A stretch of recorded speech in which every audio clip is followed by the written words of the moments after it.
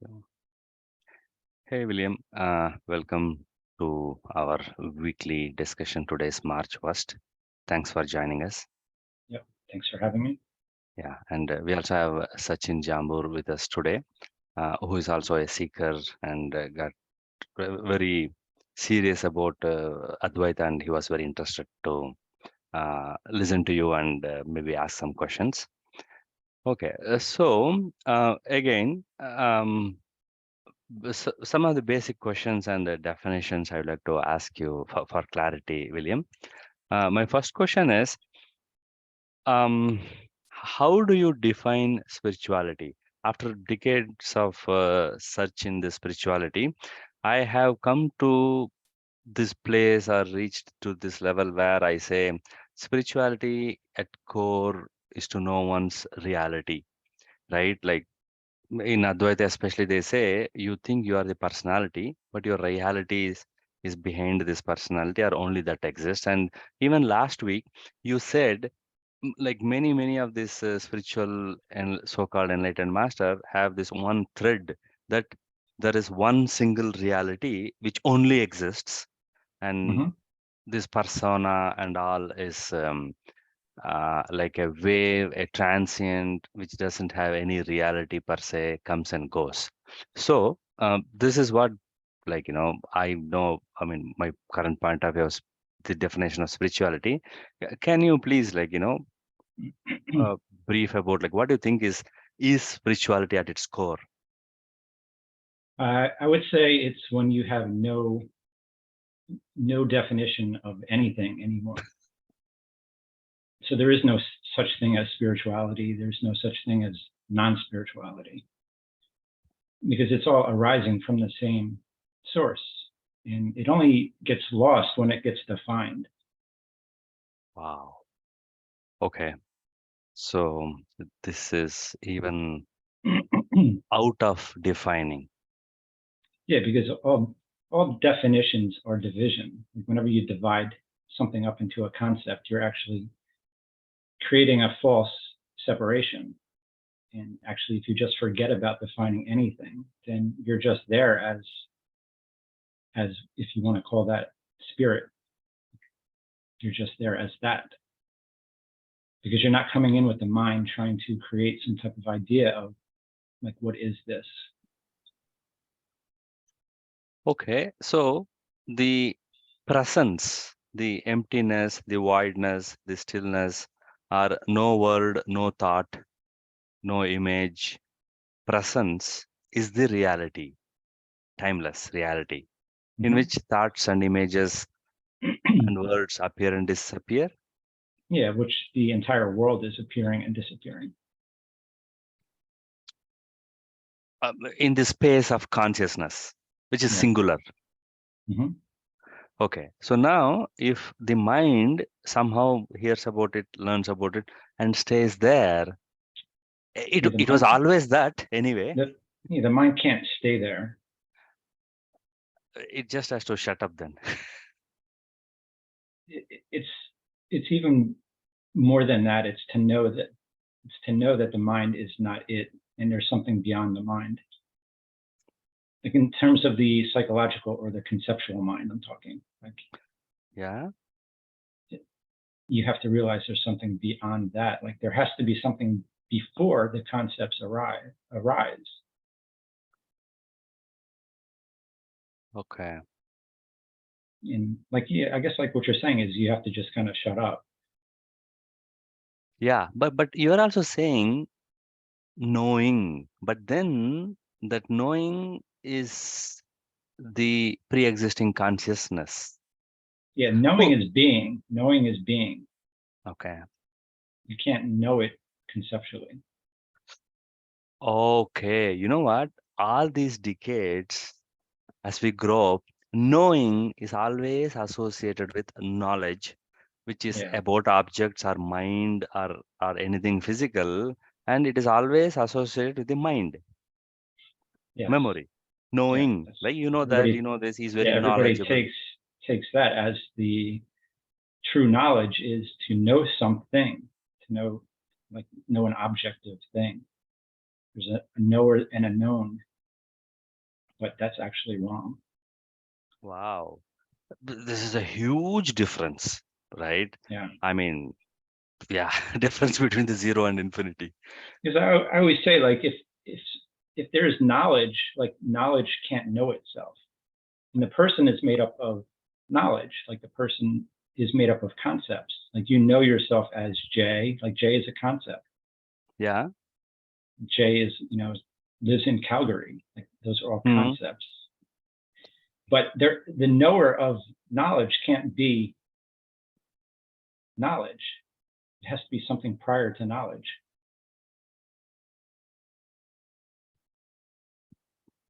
And nobody ever stops to think about that. They just take it as, oh, it's me, I know. And like thinking that me is Jay, but Jay is the knowledge. Jay's not the knower of Jay. The knower of Jay is prior to Jay, prior to the knowledge Jay. And that's the consciousness. And that knowing is being. Yeah. Well, to know that, you have to be it. Because to try to know it with the mind, you're already coming in with a concept, which is after it. And you're actually watching yourself trying to piece it together. Like, you're the consciousness trying to form these ideas of, how do I conceptually understand this? Like, you're already there watching it. Like, you're the one that's trying to figure it out, and you're it. So the consciousness using mind, trying to know consciousness. Yeah. It's like a circular reference.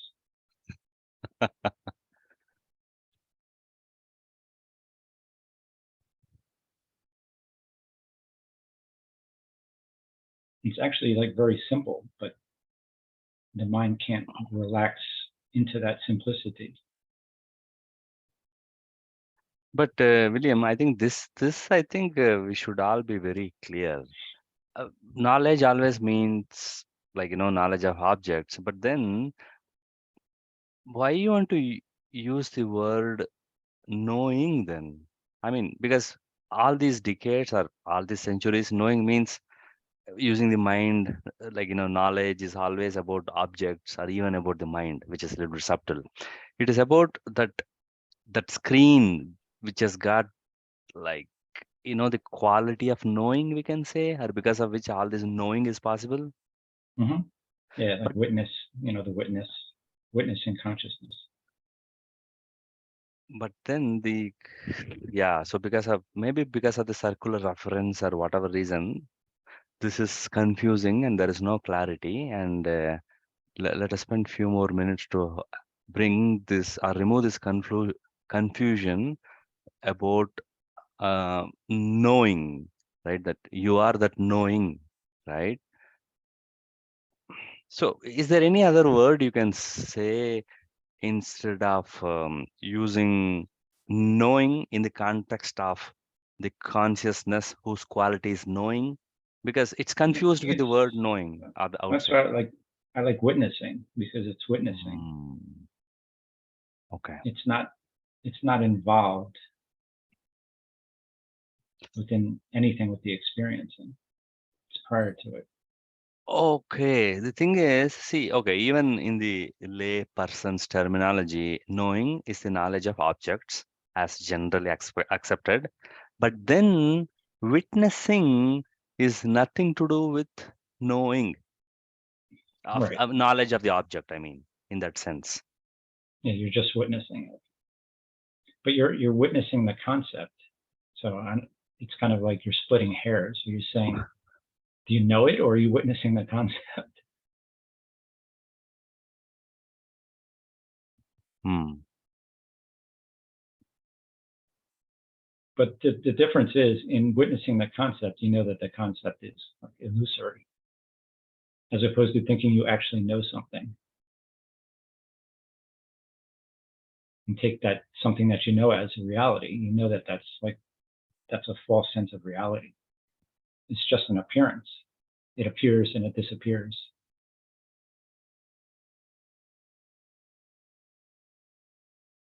Okay. So knowing also is unclear. Witnessing also, then you're asking, are we witnessing a concept? But then you know that it is a concept, but I am not a concept. That's the key here, right? as the consciousness. Okay, I am not this concept or knowledge, but I am the consciousness in which this appears. Yeah, like how could Jay know Jay?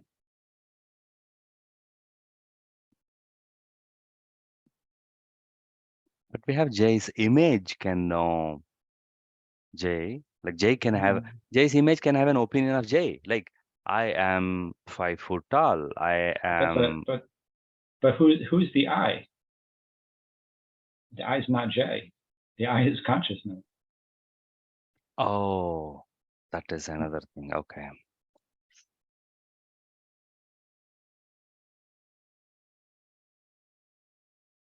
Like So that's where the what? confusion comes in. Is we identify the I consciousness as I the person, and kind of like transfer Hmm. that existence from the pure consciousness to the limited sense of the person. It's just an idea that the mind is holding. Okay. But then how did this mind get this idea that because of this only this whole universe runs, or at least my household runs? How did the I, the person, get that idea? Yeah, that it can control, it has got will, it can Just drive like a car. in your parents told you, Hmm. they taught you your name. Like you didn't have a name. You didn't arrive as Jay. You didn't know Jay when the body Hmm. arrived here. There was just consciousness observing a body moving about.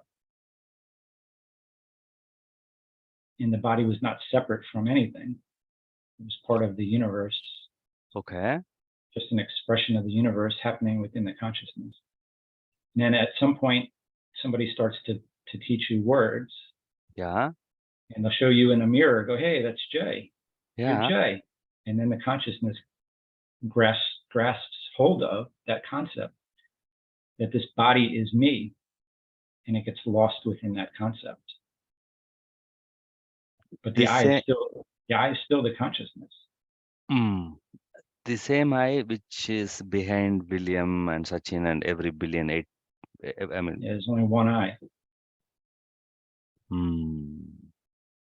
That is where we should be stationed. I mean, that's where we are. But then, okay. So every sentence you're making is your consciousness point of view.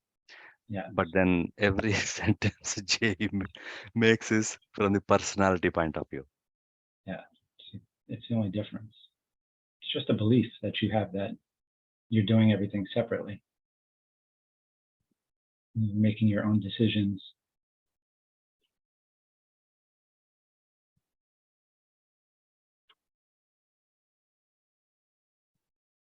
Jay, Yeah.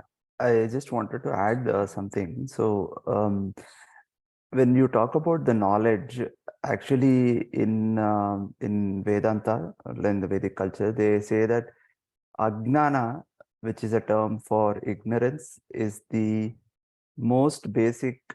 Um, it's the basic ignorance. So it is the ignorance of not realizing that I am the witness, and instead I'm the this body, this mind is the most basic ignorance. So all forms of knowledge or gnana is towards realizing that.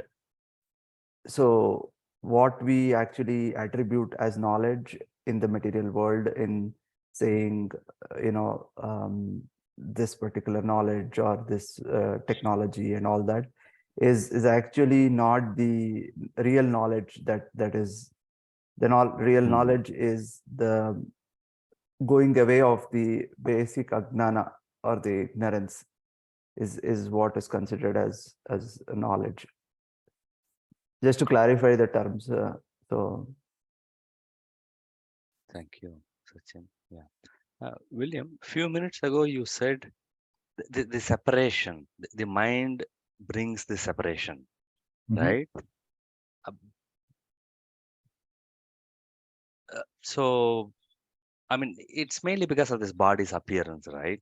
The body has appeared, and then the mind comes, or because the mind has appeared, the body has come.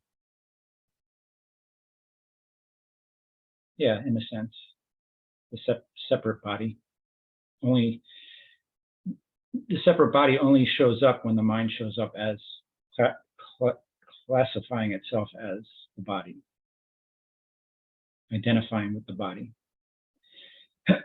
Because prior to that, there was no idea of being separate from anything. I know, like Alan Watts always talks about, like a baby will like reach up to try to grab the moon, like it Yeah, doesn't understand distance. Like yeah. there's no separation. Hmm.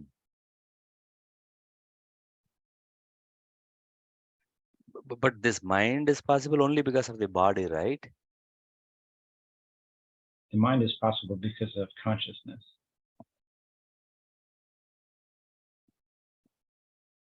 Like we try to break it up into parts and say, hey, this part is due to that part, but it's all happening together. Like the mind wants to logically like break it down to this is Yeah. causing that, and but there is actually nothing that's separate. It's all happening together. and I think when you are the witness, then you realize that it is happening as one. Yeah, because And you're no longer there, separate from anything, because you're outside of the experiencing. And you're just witnessing everything appear and disappear into the moment.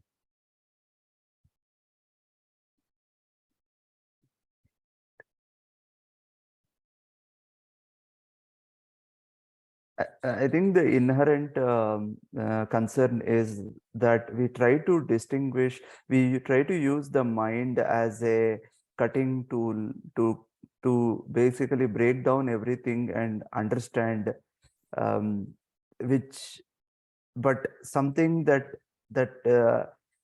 its creator of the mind cannot be understood by mind by cutting.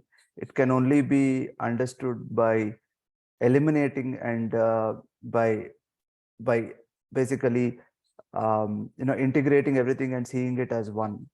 So it is, as long as you try to use deduction and try to reduce things to the mind's level, mind will always um, not be able to grasp it. It will it will it will uh, struggle in really getting that overall idea of what it is, what the witness is. You have to relax out of trying to figure anything out.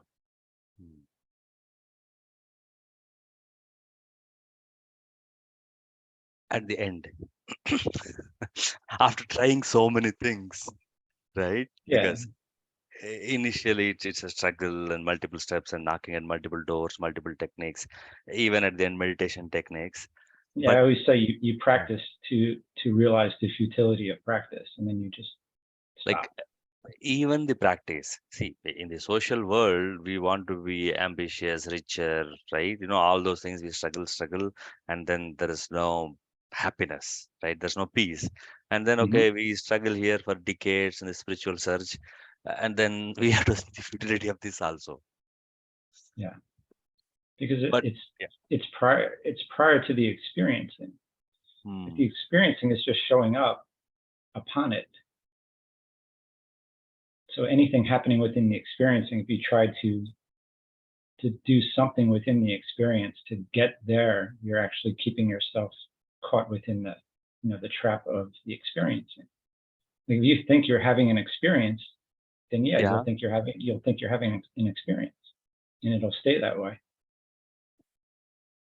as opposed to seeing like yourself as the pure consciousness out of which the entire experiencing is arising as one.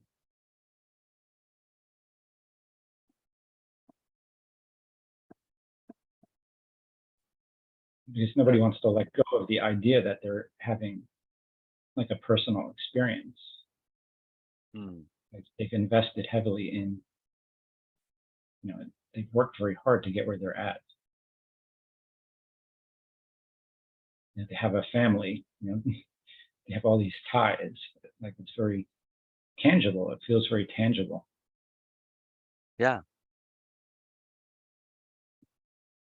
But they're all appearing. Okay, but we can't ask the question like, why is it appearing? Like, why is my... Yeah, that's all mind activity. So that keeps you caught within the experiencing.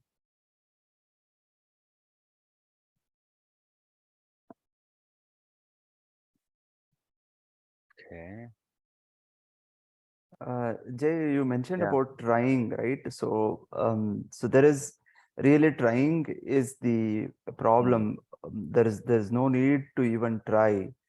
Um, all of the struggle, all of um, the the wish to understand this is all coming from the mind, which is not true in the real sense. It's as true as a bubble on an ocean.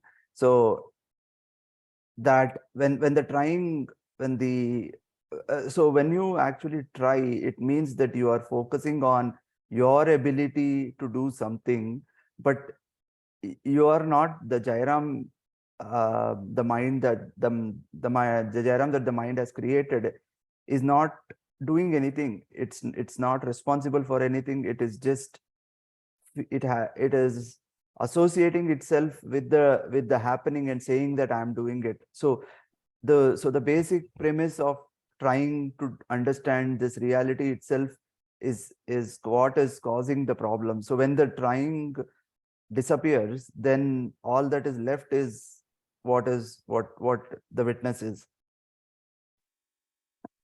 I don't know if I put it the right way, but Yeah, it's helpful.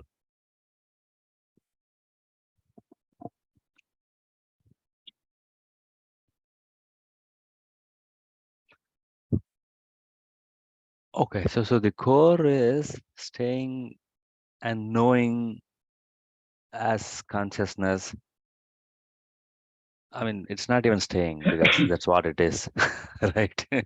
Even if it's staying as consciousness, it's also a world made up by the mind, right? Yeah.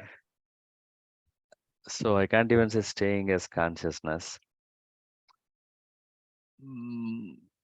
Yeah, just think about it. The mind can't stay anywhere. Anyway, yeah. Impossible to stay as something without it changing. So But that's the futility of trying to do anything within the experiencing. It's like the experiencing itself is changing, the mind is changing, and you're trying to create some type of stability within the both changing aspects of the experiencing. It's impossible. And why does... That's why you stop trying as Right. And why mentioned. does this mind wants to keep moving? Everything moves. Nothing stays the same in the experiencing. It's all coming and going.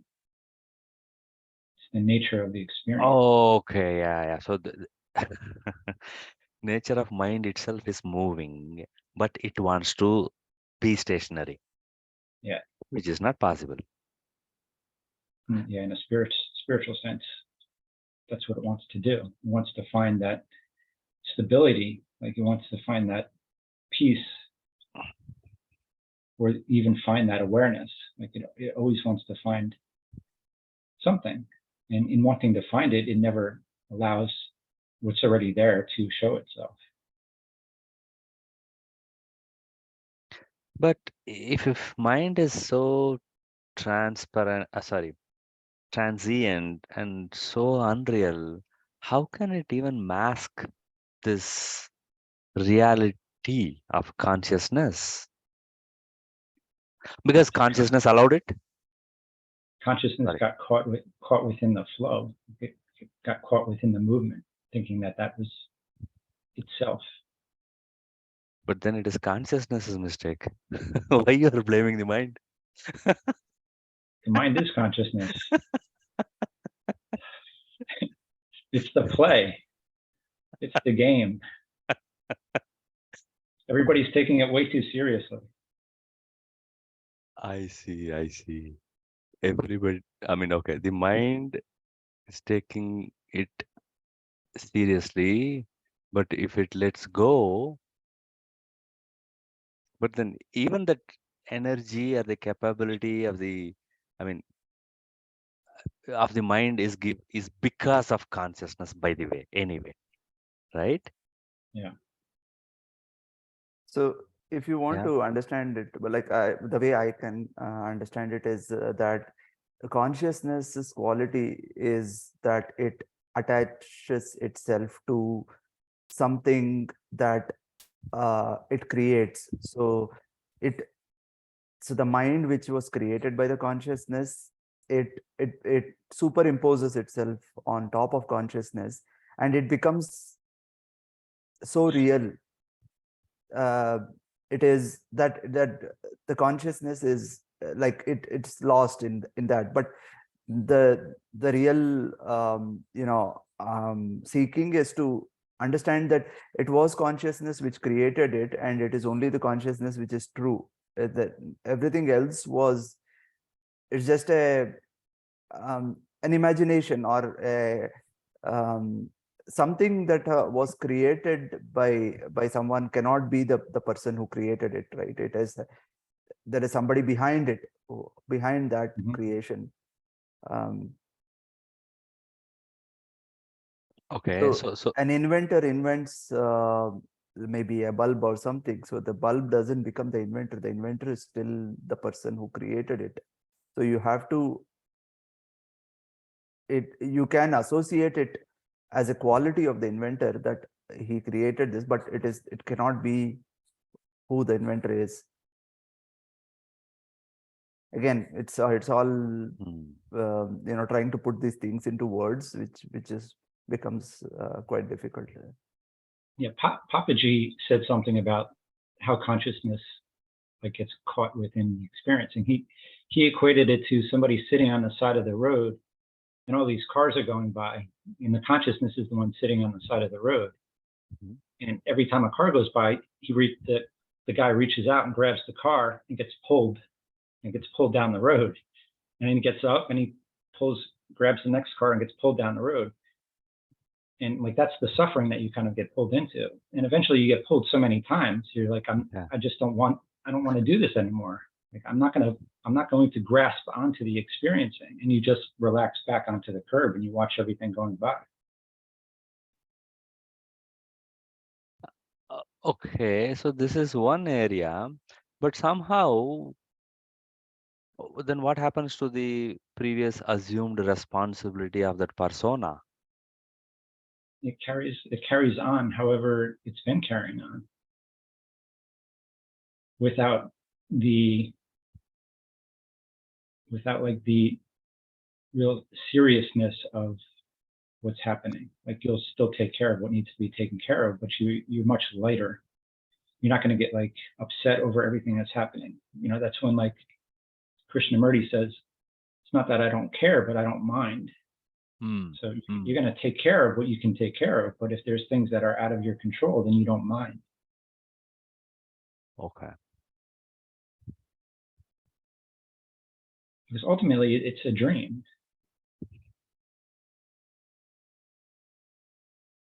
But you can play in the dream, or you can let the dream be as it is. But you don't know, you're not really controlling that as the individual, as the quote unquote individual. It's just consciousness moving.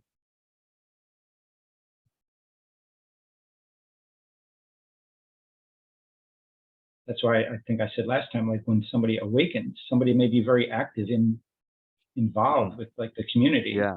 Yeah. And somebody else may just be sitting alone, like silently somewhere, and just be completely peaceful. You just don't know how the the experiencing is going to play out.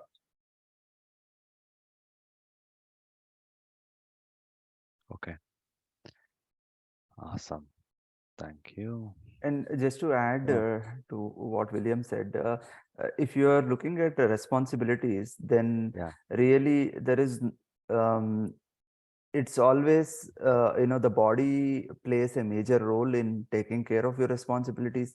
Like when you are hungry, you eat. When you feel tired, you sleep. So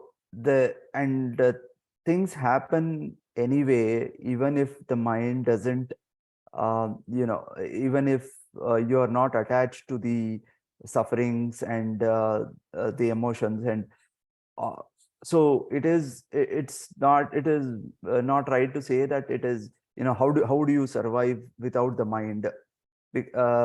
Because it's not even like without the mind, but without the attachment to all of these emotions, and having a personal investment in things, like saying, when we say that, okay, uh, if somebody says something to me, I have to react. It's so instinctive to people, but it need not be that way. Mm-hmm. Even without that, you can still operate in this world quite normally. Um, and because a child, when it's born, it doesn't have any of those things, but it still breathes, it still eats food when it provided, it feels if it needs to feel move around, it moves, all of those things. So where is the mind's, where is that investment at all? There's no investment. It only gradually accumulates as one grows. um, so it's again, the mind that keeps pulling us back to that. No, we need that. We need to have an investment in this world. That if something goes wrong, if I lose my house, if I lose my car, then it's a painful thing. But eventually things will, if you look at primary survival, then it's really none of those matters. Okay. Thank you. Um, this is, yeah. I have a few more questions. Actually, I would like to, go through these questions. So now, as you said, our actual reality is the consciousness, timeless, in which thought appears and then consciousness gets too attached with this mind, and then mind suffers. So over all these decades, like we have cravings for food, urges for sex, or other habits, and peer pressure, cultural norms. We gained so much, like, habits, and then we have these urges and cravings. Once I mean, did all these urges and cravings appear because of the mind and its habits? And if so, what happens if the mind like relaxes? You Uh, asking me, or yeah, yeah, yes, William. To begin with, yeah. I Sachin mean, is there's welcome to certain, answer also. like Sachin said, there's like certain biological Hmm. functions that are just going to continue to function. They're not Okay. mind driven. They're not psychological mind driven. But the psychological desires, like, those are things that the mind has been conditioned into thinking that it needs. It needs the bigger car and the big Hmm. house, and it needs to succeed and needs to survive. Like, actually, even the need to survive actually even dissipates. Okay. See, in that specific case, at least even though from the past nearly, I mean, after the two world wars, there is less wars. But then before that, there are always invaders who will come and destroy, plunder the whole village or city or the country, right? Kill people. So, as a householder, am I just stand there and like allow some random guy to cut off like one's head and one's family's heads then? I mean, I guess it's going to be up to the individual, like whatever their conditioning is. Somebody may be a pacifist and just do nothing. hmm.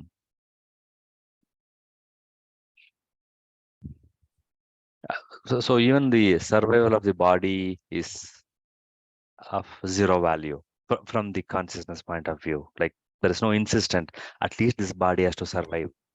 Yeah, like Nisargadatta said, like I have no interest in somebody giving me another 80 years or another 100 years of life. He's like, it's useless to me. Like I have no interest in it. It's like once you've been to the carnival and like you're done with it, then Yeah. you don't really want to go to the, like, if you've been there so many times, because you understand that you've been there every time. You've been to every carnival. You've been to everything that's ever happened. You've been there since the beginning of time. But the mind don't know that. Right. And that's why you have to relax out of that to understand that you have been everybody, from everybody, every insect, every animal, like every plant, every stone, like it's all been you forever. And then once you realize it, it's like, whether you go back into that or not, is like, you know that it's gonna continue, like the game's gonna continue.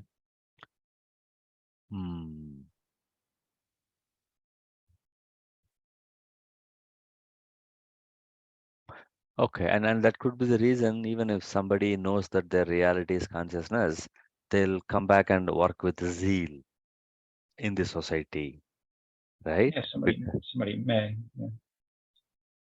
You know, Then there's like the bodhisattva who says that they'll never stop until everybody becomes like awakened. yeah, right. So, I mean, it depends on how the experiencing is unfolding. Like that aspect of the experiencing may, like I said, be somebody who goes off to a cave and is done with society, and they just don't want to deal with anybody. Like we talked about Ramana. Like Ramana did not want to teach anybody. Right. Okay.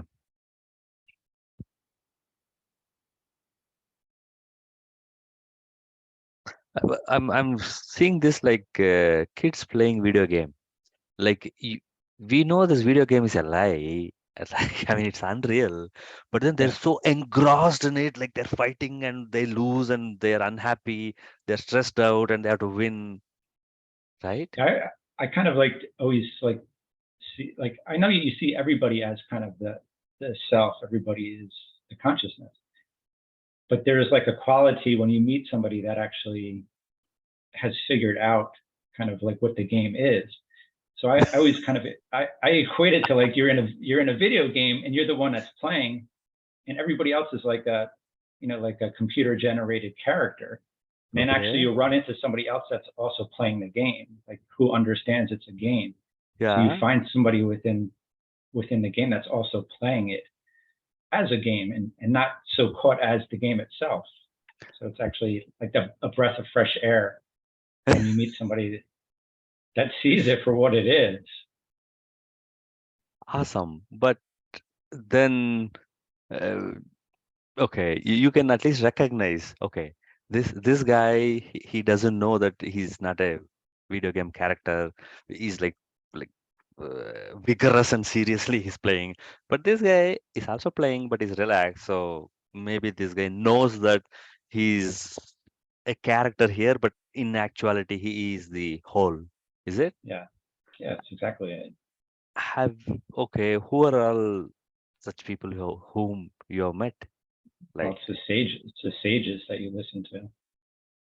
you listen to them, but then in the real I mean, in whatever, in this video game, in your neighborhood, have you gone out physically No, met my neighborhood, anybody? I haven't met anybody in my neighborhood. You should go to the West Coast then for this. Yeah, in the West Coast, like I keep hearing like more activities like science and non-duality and bit of more hippie culture and more of Advaita people, is it not? Yeah, yeah, but at some point, it's like whether you meet them or not actually doesn't even really make a difference. Hmm. It's not like I, you're seeking them yeah. out because you want to find somebody that knows stuff that you know, because that would just be another mind activity. Hmm.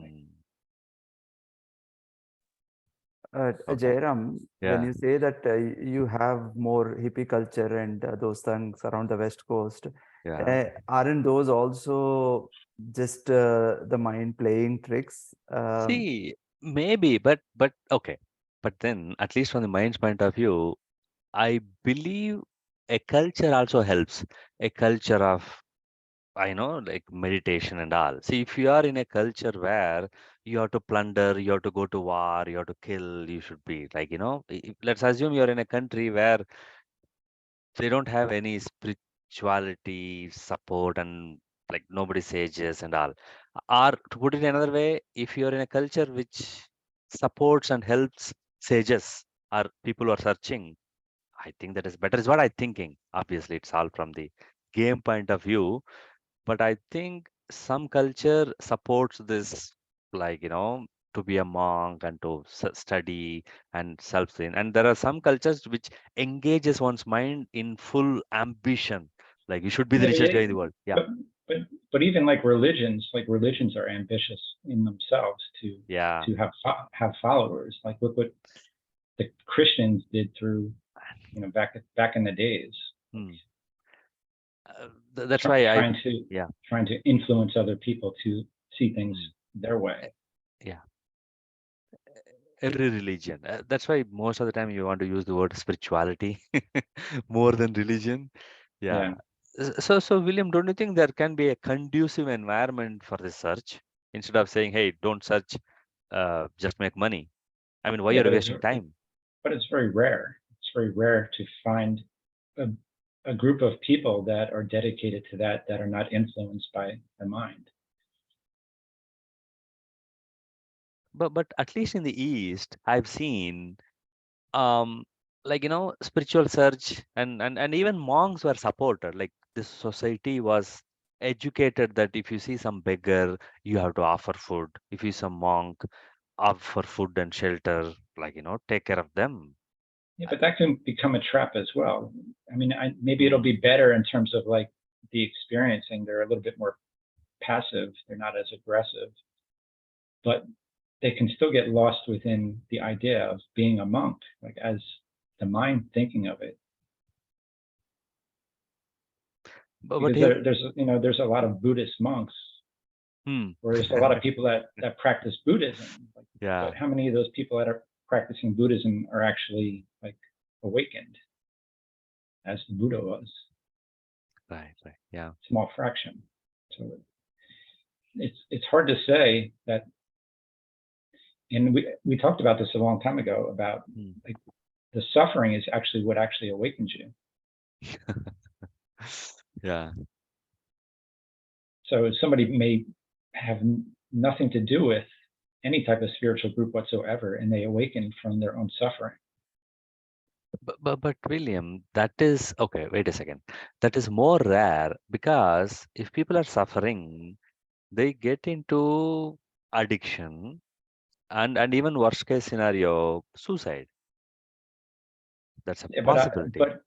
but most, if not all, awakening occurs because of suffering. If you weren't suffering, you wouldn't be looking for something outside of yourself. Okay, but my point is, if there is suffering, I would say, like, if 95 people get into addiction, uh, right, and maybe one in like, million kills himself or herself, and then maybe one in a million only, like, realizes, like, Mhm. why if there's like million and 10 people, million like nearly million people will get into addiction and live till their death. I mean, or yeah, addiction, never ever questioning reality. They're addicted and somehow they'll, like, pass on, and I mean, somehow they live their life and they die. and then maybe 2 out of 1,000,000 will kill themselves, and maybe 1 out of 1,000,000 knows the reality, right? So suffering doesn't push one to know reality, because Yeah, but turn it the other way and say everybody that's happy, how many of them actually awaken? no, like happiness comes and goes. Like nobody's not always happy. Not anybody's Yeah, always happy. Yeah. but nobody that's happy with how their life is going. I'm not going to say nobody, but a very small amount Yeah. turn to find something something else out there, like other than what they're doing. If they're completely happy with, like, there has to be some type of catalyst to get you to look for Okay. something outside of yourself. Okay. So what you're saying is, in 1,010,000 people, there's a possibility that one guy will know reality. I mean, 1,010,000 suffering people. There's a Mm-hmm. possibility one guy will know reality. But even if there is like 10 million happy people, nobody will ever know reality. Yeah, Okay. I mean, unless you've gotten to like the end of your towards the end of your life and you start thinking about like death, and Yeah. you know, that can be in a way that's suffering as well, because you're worried about like passing on. Like, you know, Yeah. Yeah. somebody that's rich, like starts to goes to India and starts to find people, Hmm. but that's in of itself a form of Yeah. suffering, because you're afraid of passing on without Hmm. coming to understand something about what's beyond here. Like, you want to know. Hmm. But the general person, the young person who's completely happy, like, they're not interested. Yeah. One thing which I've heard time and again is the path to realizing oneself is to understand the futility of this world, understand the futility of the things that we do and the things that we seek, and the futility only up, you understand when you go through suffering. If you have if you go through a certain suffering, then you start wondering why, what is the need to suffer, and what am I suffering for? I'm suffering for things that are not permanent, that are not ever going to stay with me. Then you start thinking, okay, then what is it that always stays with me? What is it that is permanent? And that's where that leads you towards finding thing that is not temporary, that is, you could call it whatever name you want, but uh, I think that is the route towards why um, you associate suffering, or suffering pain, and then that makes you go more towards spirituality. Okay. From the individual point of view, yeah, fortunately or unfortunately. Okay. Now, one next question I have is, William, initially we spoke about uh, obviously the reality of the consciousness and the thoughts appearing, and then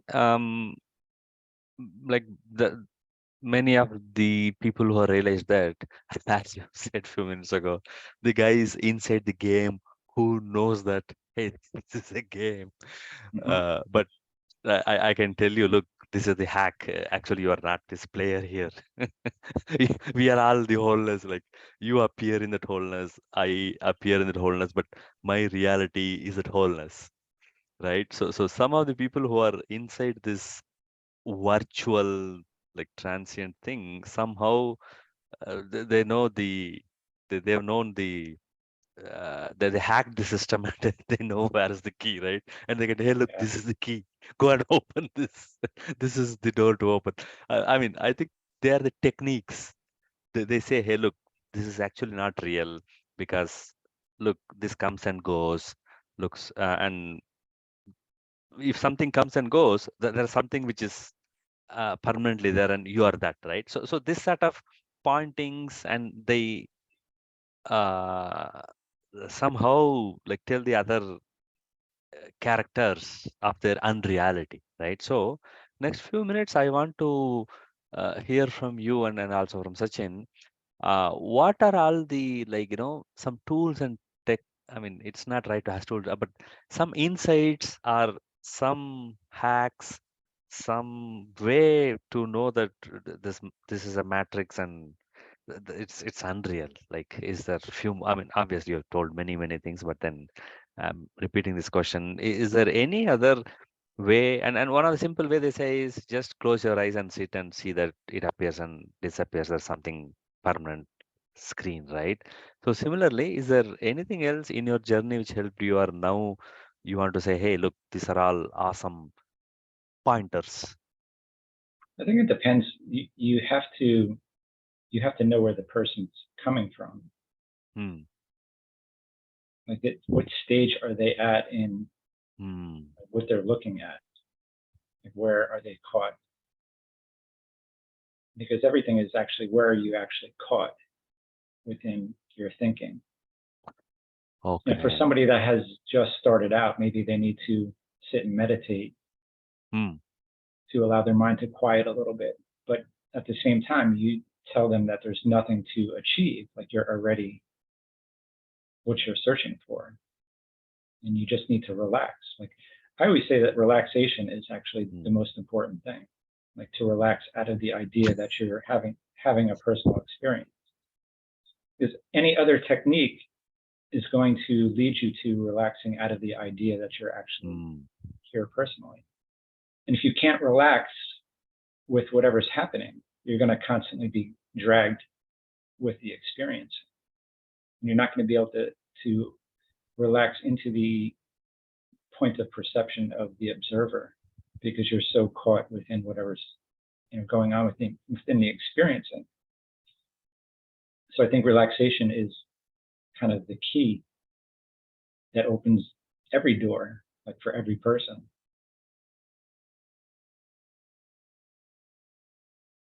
And to relax out of your needs, like relax out of needing things to be a certain way, relax out of needing things to be different, relax out of needing to be successful, like relax out of needing to have great relationships. Like, all those things are all catching points. They're all like triggers of the consciousness to make you think that you're here having a personal experience. So you can actually use your discomfort as like your guide. Like, where you feel discomfort is where you're holding on to something, or you're running away from something. So like, life is always guiding you, but you have to know how to read like your emotions, like read your situations. If you're getting angry over something, you have to sit with like, where is that coming from, to relax out of it, so you can see that you're there as the awareness of it. Like, you don't need to fix the experiencing. Like, there is no fix to it. If you think you can fix it, you're going to constantly be in the ups and downs and the stresses and the tensions. But to just leave it as it is and relax back into the observation of it, then there's actually no problems. It's just whatever's happening is happening. Okay. William, you said life is guiding you. I mean, when you say life, all happenings, any happening is guiding whom? For what? Guiding the consciousness to let go of the idea that it's having a personal experience. It's like touching the stove. Like, how many times are you going to touch the stove before you get it that this is actually the wrong way of moving? That there's got to be a different way. And then that's when you start searching. Like, you're going to get zapped. You're going to keep getting zapped. Like for me, I had anxiety. Like, I kept like trying to plan out my future. Like, kept trying to like force everything to be the way that I wanted it to be, and it never was. Like, it never turned out the way that I wanted it to be. Like I had like social anxiety. Like I just I couldn't become comfortable. And in a sense, that was like the greatest gift that I could ever have gotten, is to not be comfortable like in my own skin. And that's what everybody is told. Hey, you have to become comfortable in your own skin. But it's actually, you have to become comfortable out of your skin as the consciousness watching. Hmm.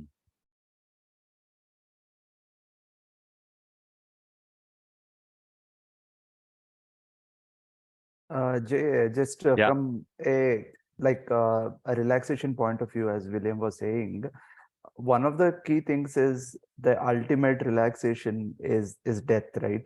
Like there is Mhm. you are out of the bodily the things that you keep going through, and one of the things that is pretty close to that is something like when you're in deep sleep, when you are totally there is no mind, there is no so one thing with deep sleep is that your body is just steady. There is no movement. You are just say, lying down, and there is no movement at all. And one of the key things that I have found is that body movement tends to always trigger that movement back to the mind and identifying the body and the mind as oneself.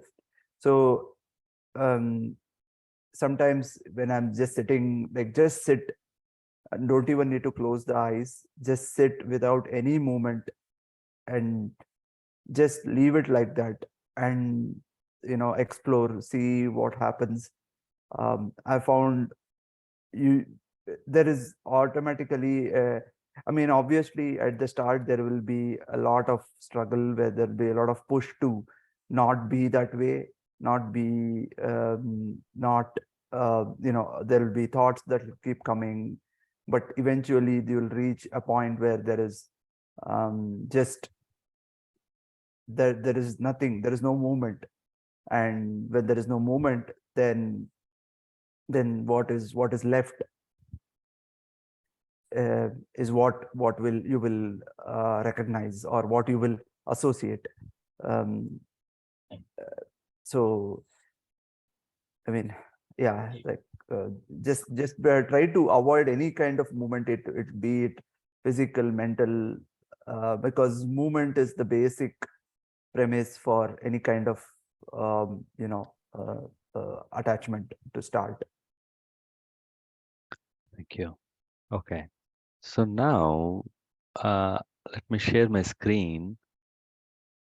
Um, I just was trying this a few minutes ago. So based on what I heard now, one of the thing is, actually, should I pay you? Okay. See, from the universal consciousness point of view, oh, sorry, this is not the screen I want to share. The actual screen I want. What? 1 second.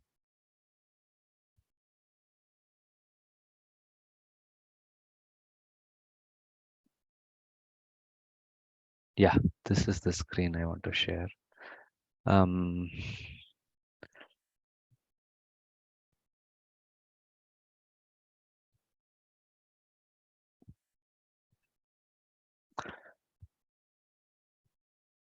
okay, so now, William, few minutes ago you said, actually there's only the big one, universal consciousness exists, but it exists as Jay's mind. It exists as some person's mind. It also exists as William's mind, and it, it is what exists as every physical object, biological object, or even whatever is in the mind. So, few minutes ago, you said this consciousness, when it sees this through Jay's mind, then it forgets that it is that thing which actually creates and runs this whole show. But then, I mean, which is also it is doing, but in this window, and in one of the previous session, you used the word window. So in Mhm. this window, it gets accustomed, or it believes that it is the personality of Jay, and then it and Jay's mind's nature is to change, but it wants to stick and stay. Okay, I want to hold on to this image or whatever, right? So as Jay's mind, um, it does got problem. I mean, the problem is only in the mind of this Jay, but still, even though it is the mind of Jay, or Jay thinks it is his mind, its reality is consciousness only. But then it it got stuck here as J, and it believes its reality is J, and it has got trouble. But then when J's mind relaxes, then it knows its substratum is the consciousness, and then but still it will come back and continue with this body and mind, Yeah, right? because when Jay's mind is quiet, like that little box that you're on right Ah, now is not there. Like even right now, like when your mind is quiet, what's there? only this is there. Yeah, it's there right now. There's Hmm. nothing appearing. Like that thought mental faculty of Jay Yeah. is only an appearance when a thought comes in. Hmm. Like when you're just relaxed and you don't have the thoughts coming in, that little box or that little circle Hmm. is no longer there. And that's the way that it is right now. So when you're sitting there as you are right now, like you're sitting there as that big consciousness. Okay. Actually, only this exists, but then only when thought appears, right? Okay. When thought appears, then Mm-hmm, J appears, then J thinks mm-hmm, it's the reality, and then he want to stay with the reality and problem. mm-hmm. But this thought appears and disappears, right? I mean, at some point it becomes unconscious. The thought is unconscious if you're Right? there as like you don't walk around saying, "Oh, I have to remember that I'm Jay." Yeah, So it's an unconscious like thought that you have that you think that you exist there as Jay. right. And where is this unconsciousness, and because of what is this unconsciousness created, and It's where does just it habit. exist? It's habit. Okay, but habit needs memory. Yeah, it's a part of memory. You know, everything's a part of memory. At least memory is fixed, at least for 80 years until the body is there, right? Now, it's not really fixed either because you're constantly Creating. rewriting your yeah you're rewriting your history. You forget things, change things. So one thing, Jay, I want to add is memory is generally associated with karma in our philosophy. So karma is something that you face, you suffer. So get one of the things is getting out of this loop of karma. So you could say that the memory actually causes this mind to be the thought to be generated, Mhm.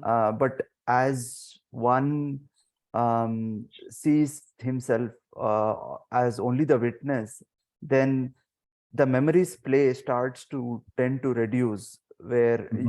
you actually start losing older memories. For That's example, def- if that's that's definitely true. I can vouch for that one. for like same for me as well. I can say that 15 years back, the Sachin who had a specific set of memories and who associated that memories as the memories that caused thoughts in me, they do not today.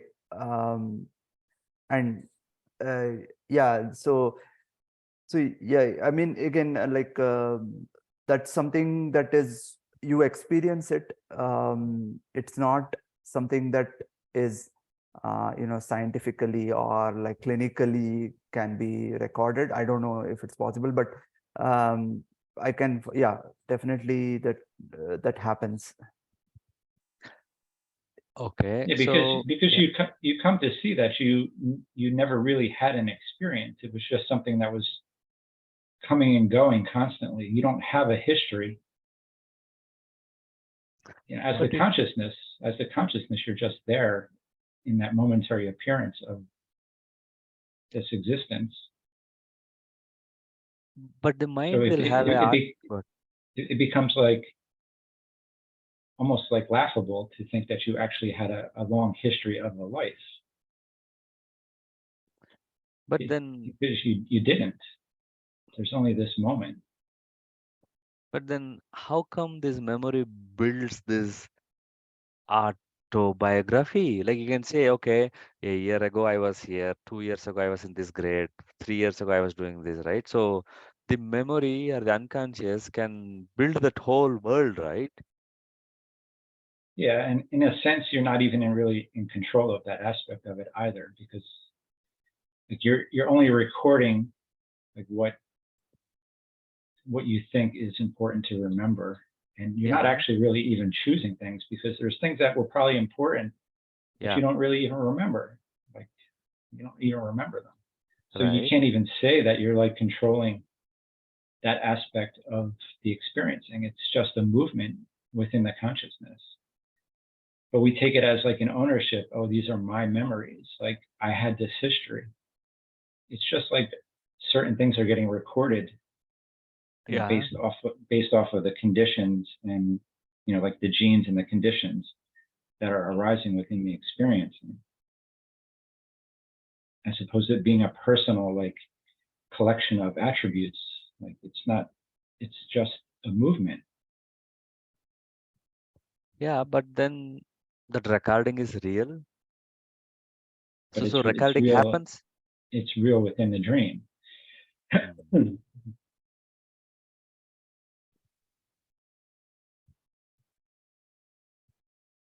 So the Just And the recording same way. happens. Go ahead. I'm sorry. Yeah, I just wanted to say this. So the recording becomes real if the mind, as long as the mind's play is real. So as long as you attend associate the mind to yourself, there is the recording that happens. But which is, as William said, it's the dream that is actually happening. But if you actually only are the witness, then there's no mind, and there's no recording that can happen within that. So basically there is no dream in which those memories can be recorded.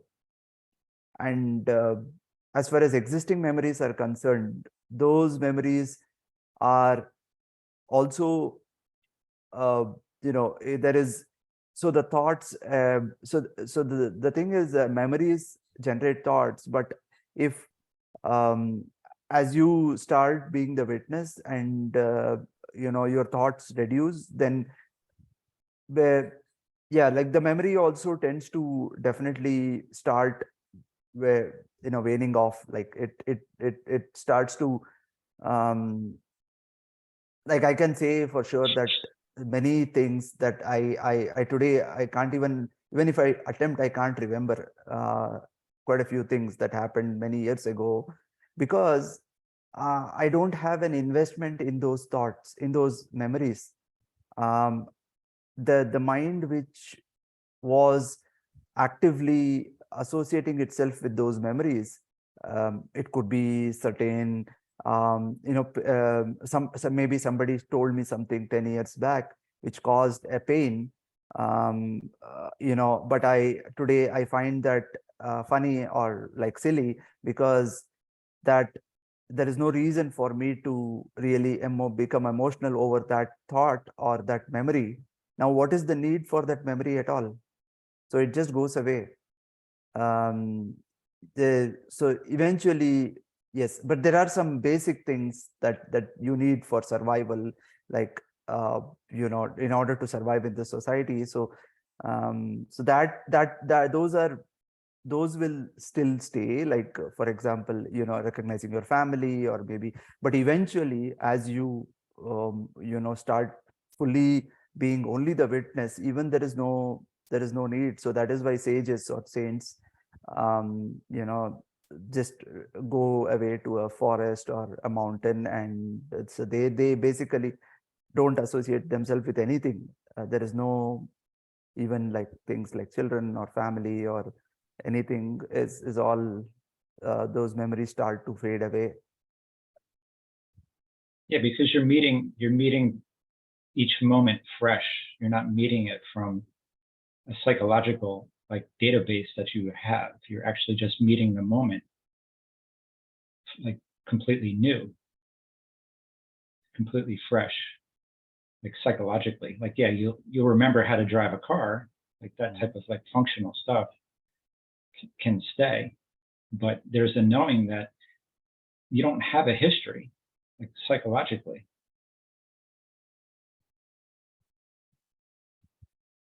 And even something like driving a car is more a bodily motion than act, because many times when you maybe if you have to start a car, you realize, but out of lot of it muscle memory takes over and you tend to Mhm. just continue with that, right? Yeah, it's more mechanical. Yeah.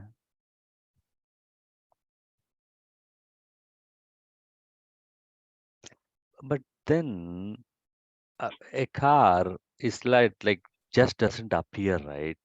It takes like 100 years of human ingenuity to manufacture a car, and then there's like tens and thousands of parts in a car, right? So, and then you have to pay lots of money to buy a car for which you should have worked for years, right? So you just don't like a thought. Yes, it appears and it disappears and without a Yeah, but trace.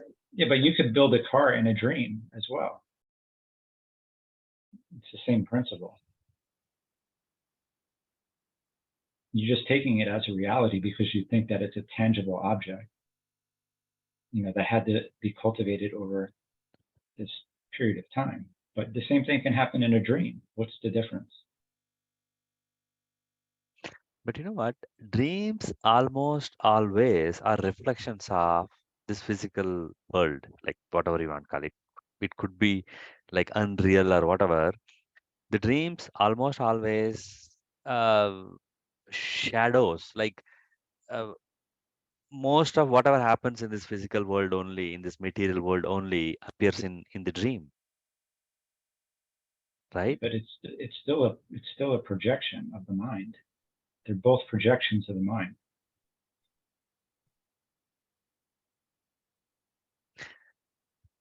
But the reality of this materialistic car, let us say, is 20 years. At least it looks consistent. It's not Yeah, but that, it doesn't make it any more real because it's consistent. It's still happening within a projection.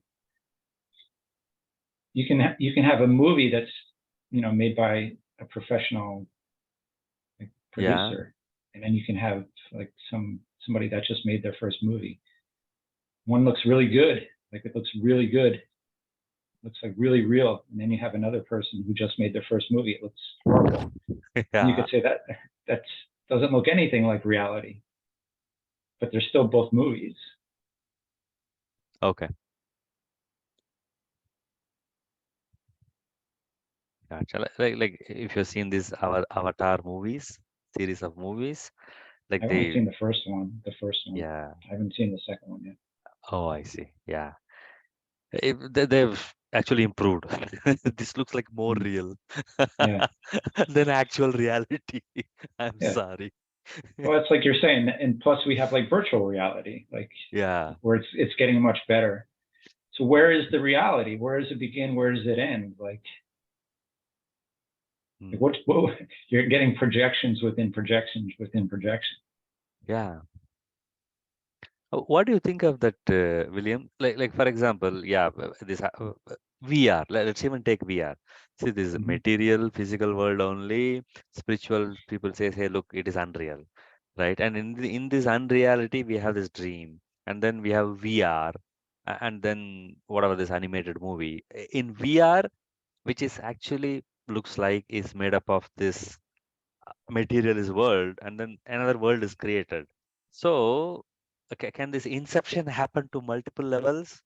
Like, if the material world itself is unreal, then what about this VR world? Yeah, it's just another projection within a projection. It-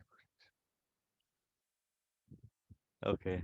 That's when you start to see everything is just a projection. Like Mm. nobody wants to admit that the existence that they're in is just a projection. And what you actually are is beyond that, projecting it and observing it.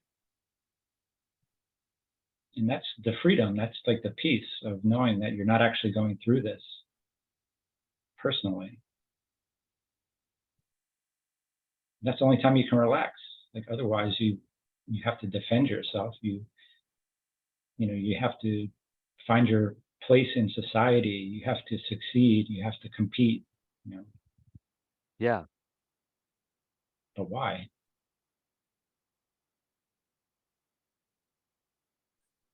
I think also that like to the VR thing,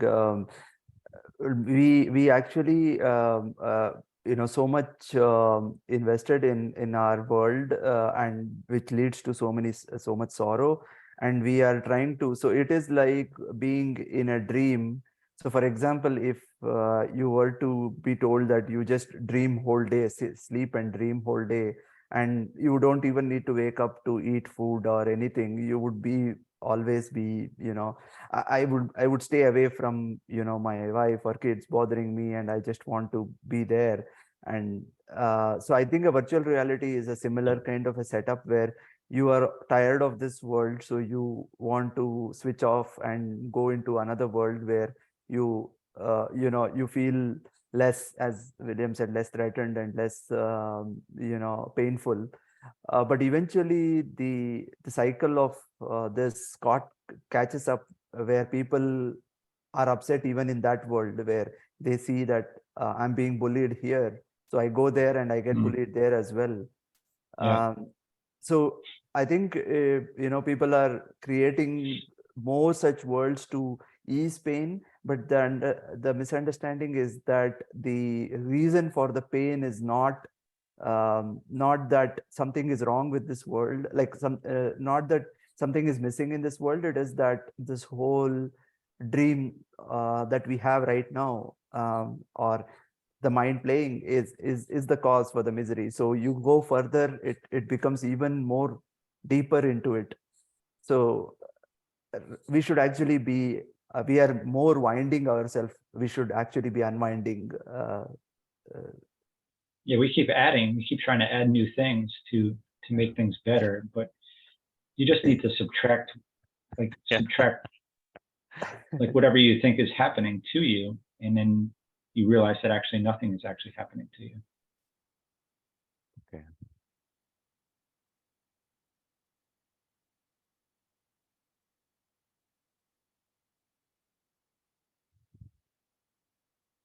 Give me a second. I'll just open my windows here.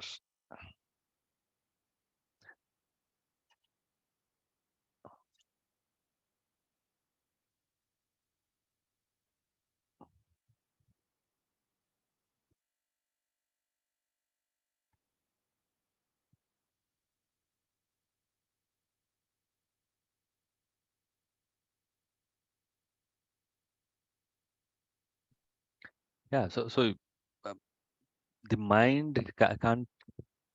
Is there? But then, William, initially you said like uh, i- like mind's peace, like mind not having suffering will not lead it towards it. But then, uh, what can mind do to facilitate that? To know, to facilitate the knowledge that knowledge of its unreality. Is there anything mind can even facilitate? Once it starts searching, it can realize that if, like, for something to know itself, there has to be something beyond, like, who's there. Like, for me to know myself, there has to be somebody that knows me. It's like taking a step back Hmm. out of the experiencing. Out of all experiencing. Yeah, initially, like for me, initially it was the realization that I can step back from myself first to kind of Right. think that it was like I'm just an object that I'm observing. But then it gets even further where you step back out of the entire experiencing as like this entire world is something that I'm observing. It's just appearing on me. Okay. And somehow, William, that after all this knowledge of this object, one day you know that you are that being, right? In which all these things appear, right? Now that why can't it be an hallucination? Life is the hallucination. How do you know that? I mean, a guy who is hallucinating can say because anything. I because I know what I am, like by being what I am. Like, you can't Yeah. explain it to somebody in the mind. You have to be it. You know, mind can cook up anything. Yeah, Mind can imagine anything. Right? So why it cannot be something which is cooked up by the mind, this because state of mind? it's not coming from my mind. How do you know that? Because initially you are the William the mind. Initially Mm-hmm. you and I are whatever, William the mind. And sometimes later you say, no, I'm not William the mind, but the consciousness. What if the mind projected that? What if? It can't because I know who I am beyond the mind. It's not coming from the experiencing. Uh, How can the mind see? See, Hallucin. Yeah. the mind can't know it. The Hmm. mind doesn't know what I am. I know what I am.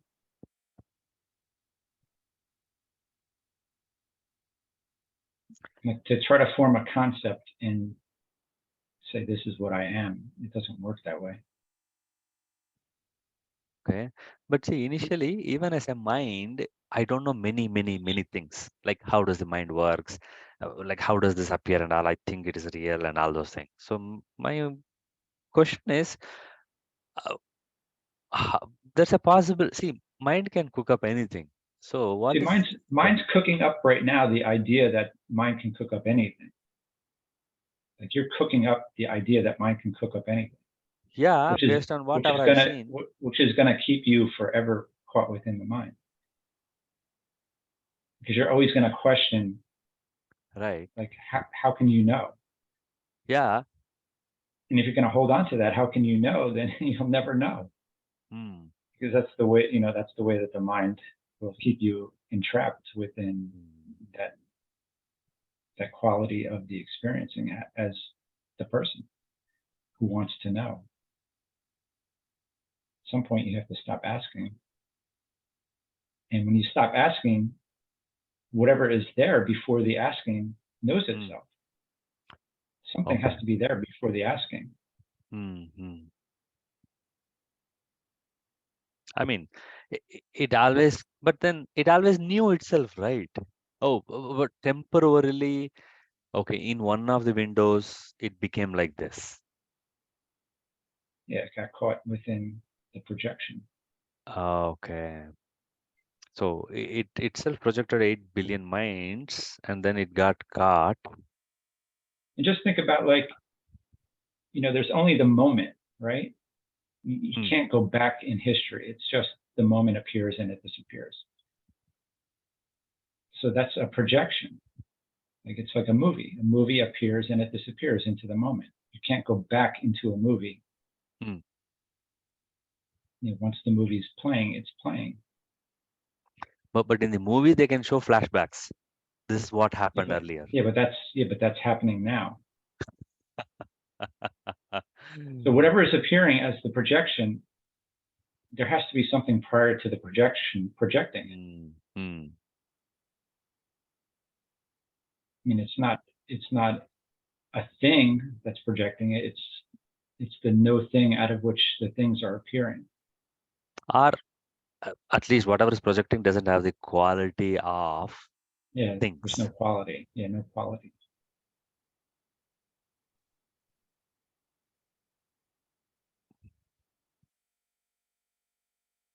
Yeah, I mean, it's simple logic. Like if this is a projection appearing moment by moment, Yeah. where is that coming from? Where is that coming from? Like Big Bang? Big Bang created everything, and there is 6.5 billion years of physical evolution and a Yeah, but billion years. Yeah. what's prior to the Big Bang? Where did that come from? See, If honestly, that was yeah. if that was the beginning of the projection, Yeah. so you're still See, not getting beyond it. right. And most probably it might be impossible for a human mind to go there, right? Because Right. I only Yes. live here. Yeah. So if you keep questioning, how can I know? Then how could Yeah. you ever relax into that space by keep Hmm. questioning it? Okay, I'm closing this door Yeah. by demanding a guarantee. Right? Yeah. Yeah. I think Muji always talks about like you tie like a rope to a tree because you always want to be able to come back. Like you don't want to completely like let go of everything. Yeah. Yeah. There's that fear of Losing. like annihilation, like Yeah. annihilating yourself. Okay. Awesome. Thank you. Yeah, okay. Fine, Sachin. Yeah, Yeah. if you want. Thank you. Thanks, guys. Nice meeting you. Thanks. Yeah. Yeah, nice meeting you as well. Thanks.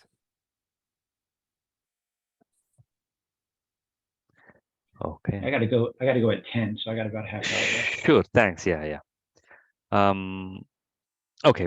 Then this is last 10 minutes. This is I mean, the same topic. Fundamentally, you're saying that if something comes and goes, there should be something prior to that, and that is our reality. But we don't know that. As mind, one doesn't know that yet. Mind is caught up in whatever is shown. Uh, so it mostly doesn't even question what is behind. But then what you have been repeatedly saying is that there should be something to know this thing, right? Which I've not like, totally understood, or I've got that insight into that. There should be something to know that thing, like whatever is happening, if something can see that, then it is not that, right? Mhm. So can you give me some other example or elaborate, like why if something appears, that's not me? It's like I'm trying to think of an example. Yeah. I mean, it's anything See, that is something to be aware of it. It can't be that thing.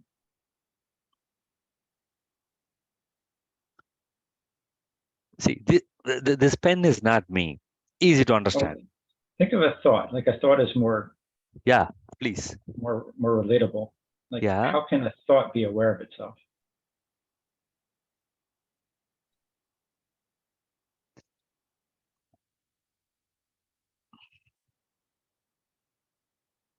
It actually will make your mind like freeze up. Like you can't even think about it.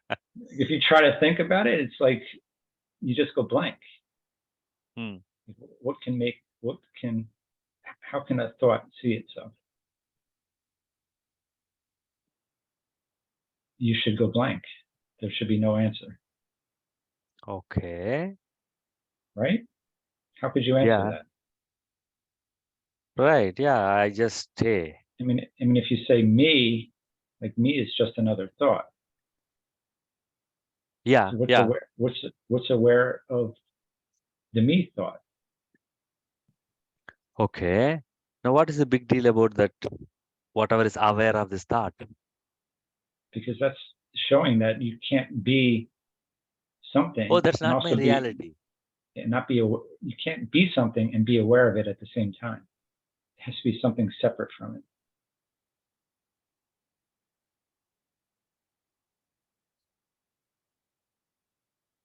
I mean, so what does Like your this body, prove? like your Yeah. body. Is your Yeah. body aware of itself, or is something aware of your body?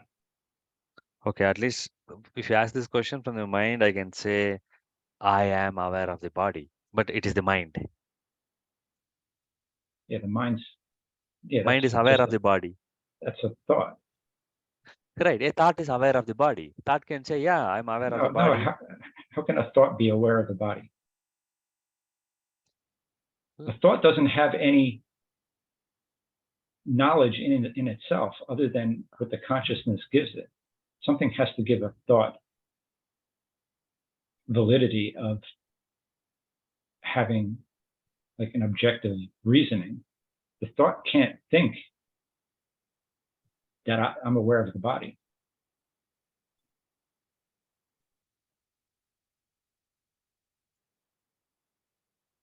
But then what knows That's that? just a thought arising. That's also something has to be aware of that thought. If you say the mind is aware of the body, what's aware of that thought?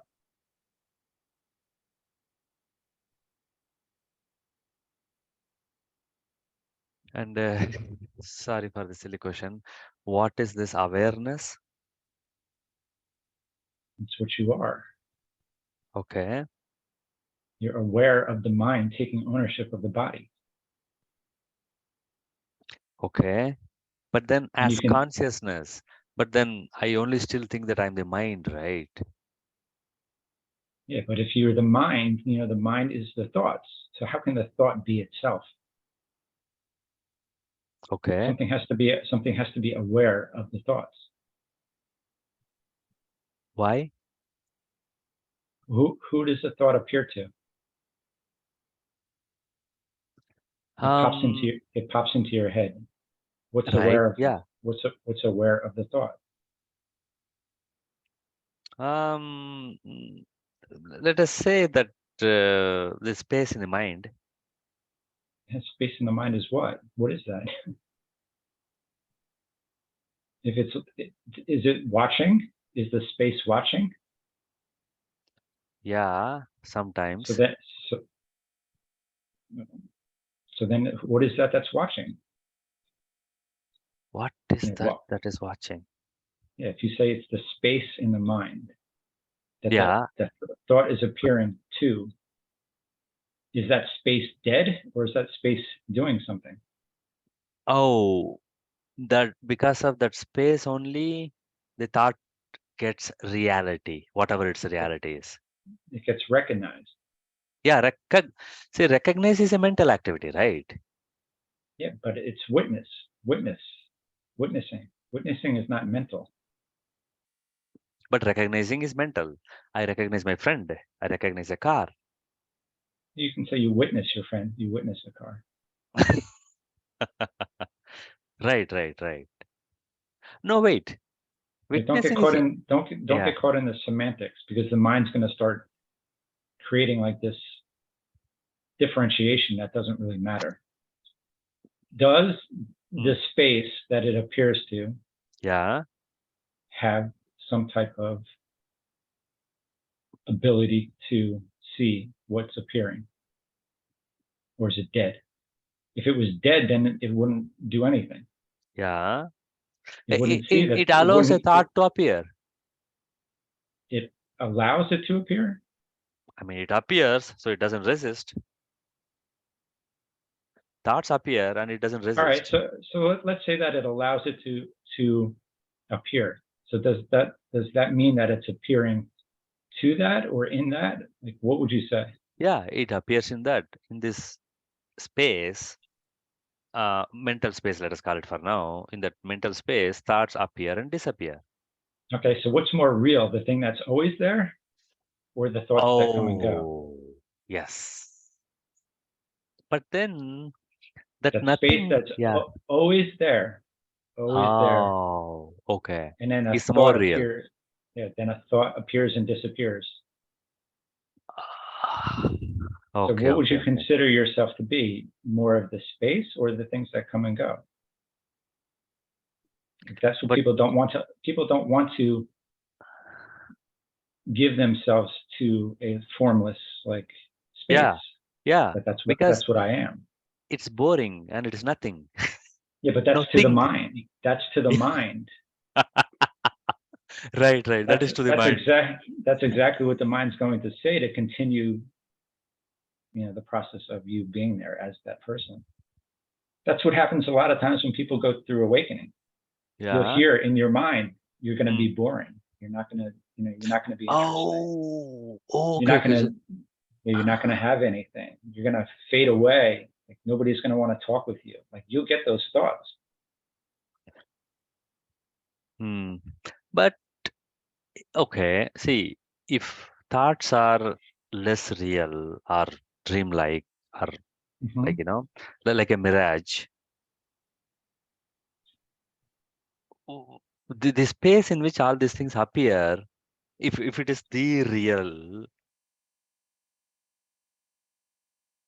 but then the space in which the thoughts appear never ever wants to change the thoughts, That has no including opinion. suicidal thought, including Mhm. suicidal thoughts.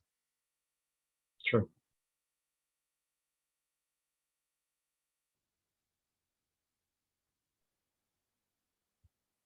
But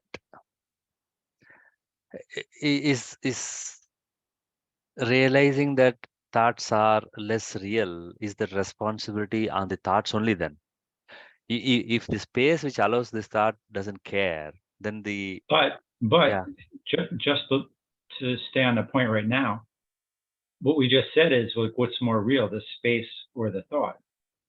And when you actually recognize that the space is actually there, watching the thoughts appear or allowing the thoughts to appear in that space, then the thoughts themselves have less importance, like less seriousness, because you're beyond them as that space. So you don't take them as serious. They're just something that appears, like a bird singing outside. Yeah, It's just the same principle. Like the sound appears in that space. right. So that's how you let go of the idea of being there as the person, because the person is the thoughts, and Mm. they're just coming and going. So how could that be what you are if it's something that's appearing and disappearing? Okay. So by mistake or for whatever reason, a thought appears, and then image in the thought appears that I am the reality. Like I Mhm. am hurt. Like I need the car. I need to do this. I need right. But But that you're just the space. You're just the right. space. Okay, okay. That's why you that's why you're saying that image, the I image, the I personality mask, if it shuts up, if it relaxes, and if there's no oh okay. But then that image only brings more image, right? That Yeah, because think about like when your mind is very busy, you keep having like thought after thought after thought after thought. Like it's very hard to stay, to not stay, but to be there as the space, because there's so many things coming and going, coming and going, coming and going. But if you relax and you become quiet, then you can see, hey, a thought appears, but then there's a gap. yeah, Where am I when there's no thoughts? Like, where am I? There's nothing appearing. There's just the space. There's right. just the silent awareness. There's just a silent awareness that no thoughts are appearing. And then maybe a thought will appear here and there. Mm. But that's how you start to relax into the idea that the thoughts have nothing to do with you. You're not you're not your thoughts. But the mind has to quiet down and you have to relax out of the attachment to what's appearing and disappearing. But William, one thought somewhere as a kid was growing up had this ambitious thought saying that I want to be the richest guy in the village or town, Mhm. right? Mhm. So that thought creates thousand other thoughts like should I do this business, that business, and all those things, and it has to work hard, sell more, buy more, destroy more, and all those things, right? So that one thought have created like million other thoughts. Mhm. And even that one ambition, even after like 10 years, this guy's sleepless, or this stream of thoughts are more coming because of this ambition which he had 10 years ago, right? So Yeah. so one thought is dragging like more thoughts into the future, right? Yeah. So shouldn't you look at that and say, let me stop attaching to them. Let me drop that ambition. Let me drop the attachment to the thoughts themselves, not just the ambition. Because that's just one example. There's many examples of different things that have happened in your life, that everything that's moving forward is based off of those things that you've attached to. Yeah, Yeah, right. so you have all these different attachments to different things that have happened in your life, different situations, different relationships. Like you have all these ties Yeah. that ended up, they just appeared within the mind as thoughts, and you've kind of put them into the memory bank as these are the important ones. Yeah. And everything going forward is affected by that, holding onto those ideas. Okay. And, and if something happens to, like, something that you've given importance to, then you have a reaction to and you have suffering. But Okay. it's all being created within your own mind. Like you're creating all those different attachments. Hmm. So then, for this imaginary personality, one of the ways he or she has to look in the daily activities, what are the things which appear from the memory bank which attaches me like a hook. Yeah. And if I keep seeing that, those hooks will straighten and then they will not come back again with a vengeance. Yeah, that's what Sachin was talking about, unwinding. You have to unwind Hmm. everything that you've considered yourself to be, that individual. And at some point it seems like a tall task. Like, how am I going to do this? Like, how do I let go of the idea Yeah. of who I am? But what ends up happening is at some point you just shift into the idea that you're there as the awareness, and everything collapses.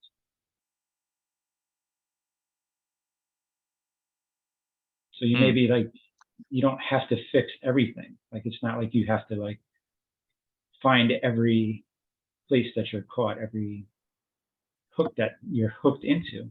You may Yeah. have to do that initially because some of the hooks keep pulling you Yeah. into the experience. But as you unwind like some of the bigger hooks, and you Hmm. start to see, hey, there's something that's not hooked, that's watching all of this unwind.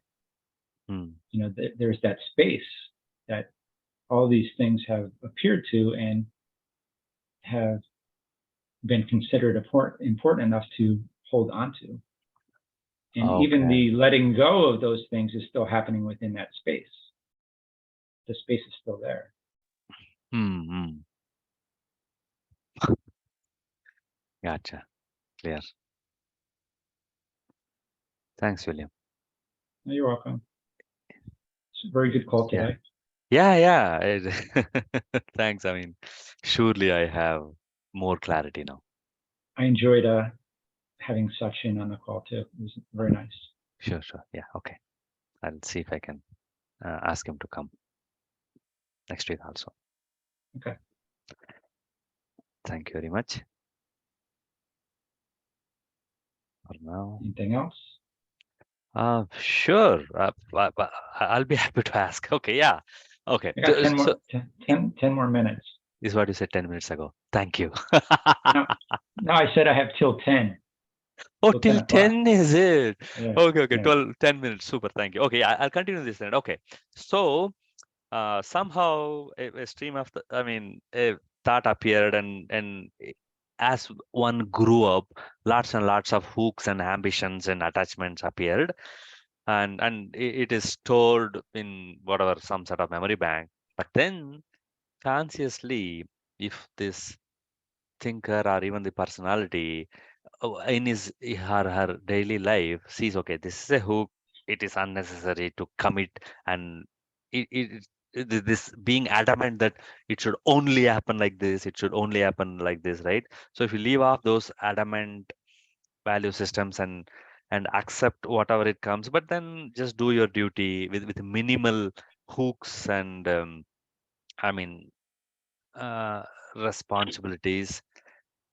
But then um then some of the then all of the promises which you have made, we have to break them, William. Like I will all people. I mean, people will always tell their spouses, "I will always love you, no matter what. I'll Yeah, but always that's be there with yeah, you." but that's gonna end anyway in the death of that Uh, sorry. whoever dies, that's But but going to but end. but still the karma is until death separates us. I will be like in marriage. The vow is I'll be with you until death separates me. I mean, everybody knows. Yeah, Yeah, but you can love somebody without like loving them personally. Like you love them, non-objective love. Yeah, but then which wait a which is second. actually deeper than. Mm-mm.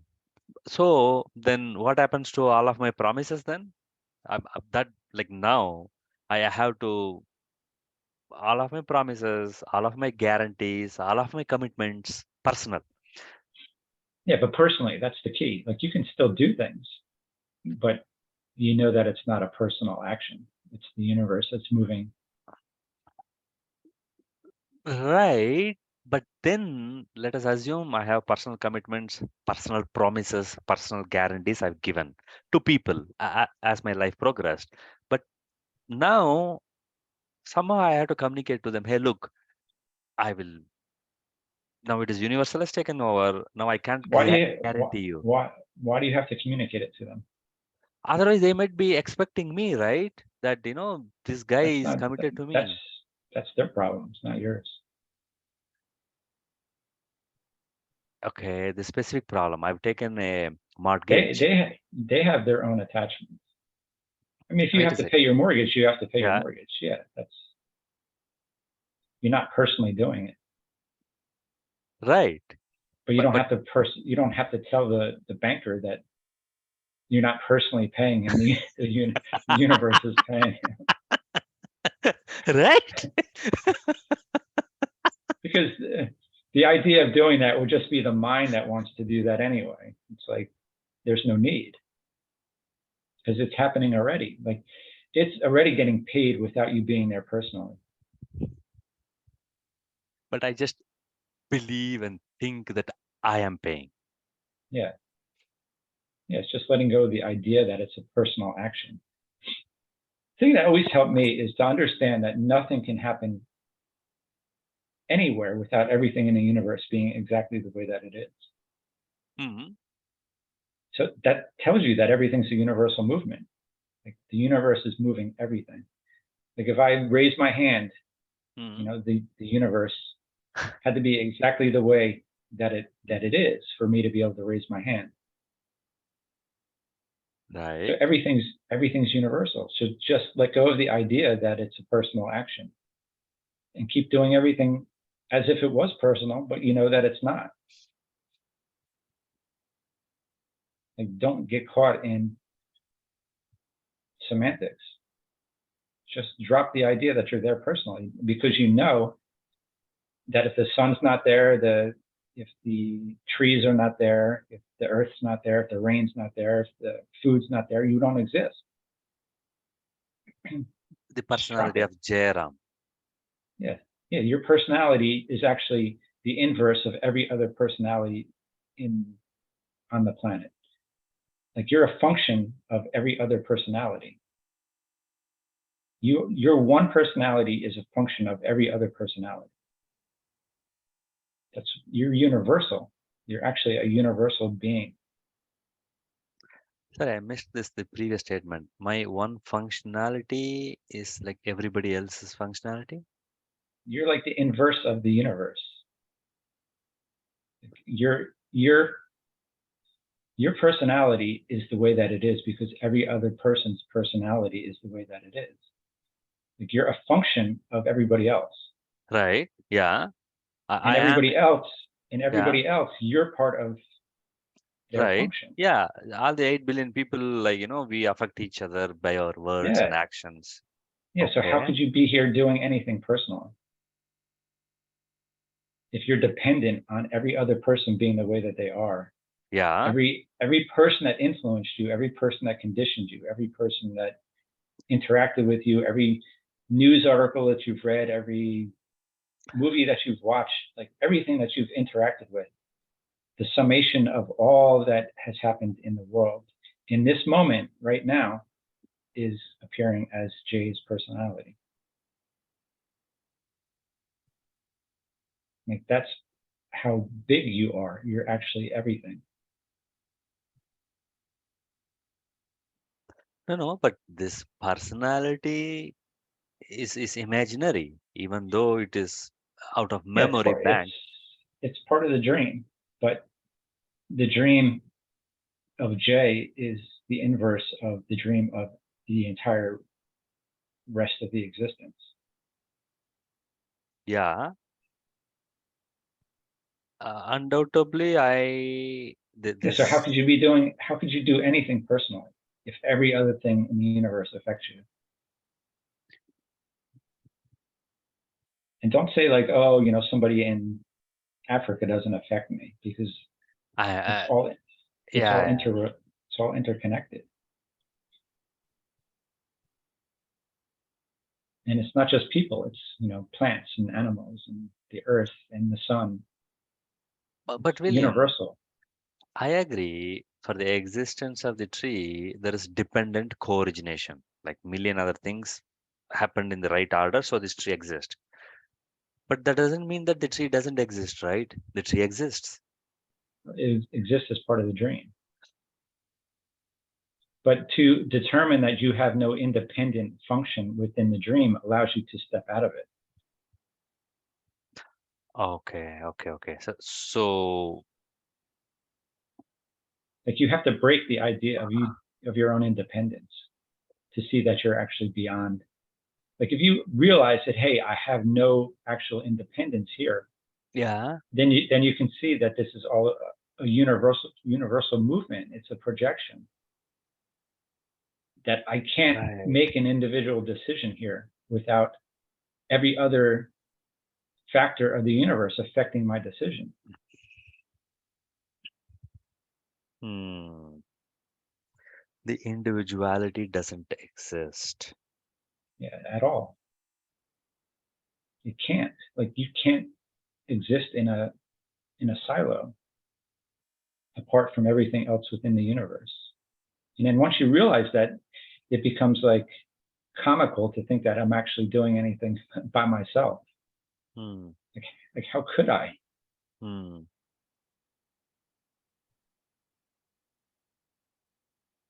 That's why like the Buddha like throws his head back and laughs at the sky. Yeah. Like, I'm not here. There is no individual.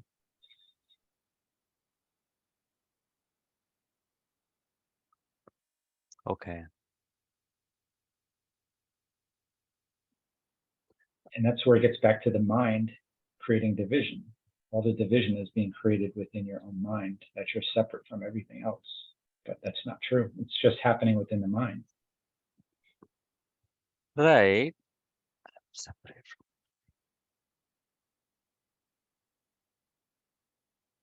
But still, William, when you are walking in a street, you are accountable and responsible to move your body. Like, let's say in a crowded place, right? You have to squeeze yourself in and you have to tackle the crowd. So there, you just think it is happening, or do you think like I am tackling this crowd? It's just happening. Hmm. Okay. And if somebody comes and attacks you saying that, hey, for some reason, saying that no, you are not of my skin color, or you are not my religion, or you're against my whatever values, and some comes and attacks you, will you react or protect yourself as that? See, let's assume like somebody attacks you because of your color of the skin. Now, will you respond as that color of skin guy, or how will you react or tackle the situation? I mean, it really depends on like, the level of intensity, or like if somebody goes to attack me physically, like I may react, but if somebody says something to me just psychologically, I may just Yeah. not even Okay. react to it. It has no meaning to me.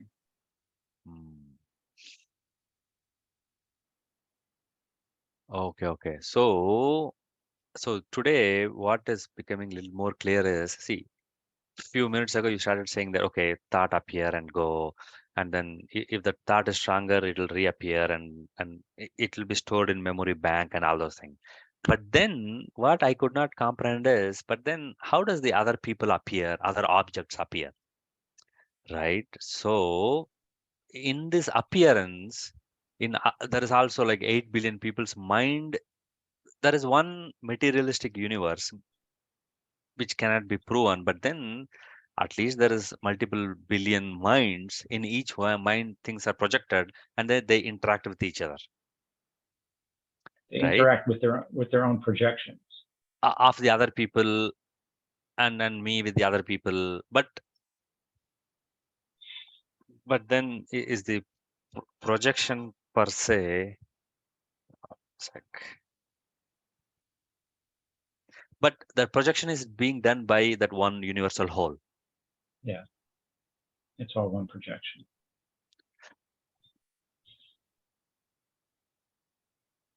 Okay, that one thing projects all 8 billion minds, and then in each minds it comes and goes, and two projections can affect their content of the memory bank. Well, you're projecting it yourself. You're taking from that other projection and changing yourself. They're not actually changing you. From the mind point of view. Yeah, you have to, like, somebody can't affect you unless you give them permission to affect you. No. Like the other projection cannot force you into anything. What if the prime minister makes a law, all the currency is invalid, you should only trade in gold? Then it affects me, right?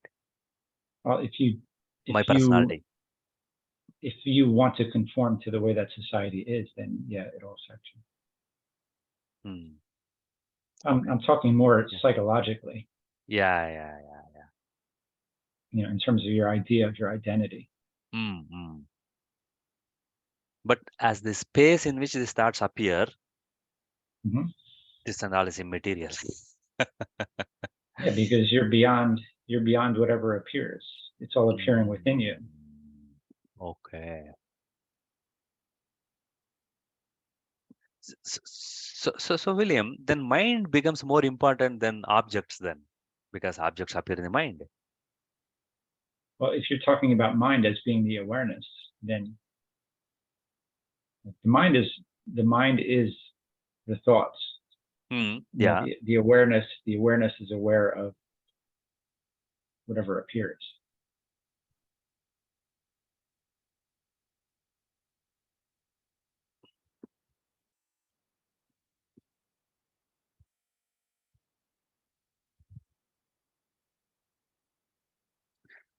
It's aware of. See, that only aware of, or it is the space because of which this thought is possible. It's not just witness, it's also the reason. Is it not? Well, the reason is the consciousness. So, I mean, if you want to turn back and look to the source. Yeah. Oh, the reason is consciousness. Gotcha. Okay, thank you. Sure.